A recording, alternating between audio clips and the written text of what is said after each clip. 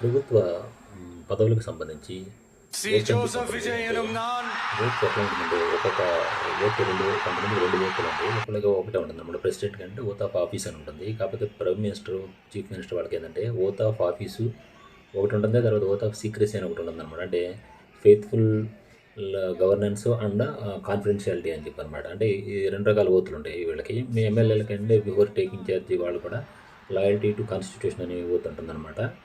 అట్లా జడ్జెస్కి కొన్ని ముఖ్యమైన గవర్నమెంట్ పోస్టులో ఉన్న అధికారులకు సంబంధించిన ఓత్ అనేది ఉంటుంది.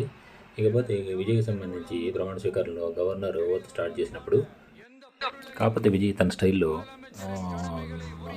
ఓత్ అనేది స్టార్ట్ చేసేసాడు. దీన్ని గమనించి గవర్నరు సరిచేసి యాజ్ పర్ ఫార్మాట్లో చదివించడం జరిగింది. ఓత్ అనేది 2 రకాలుగా చేయొచ్చు. గాడ్ పేరుతో చేస్తే దాన్ని ఓత్ అంటారు. సత్యనిష్టతో చేస్తే దాన్ని అఫర్మేషన్ అంటారు.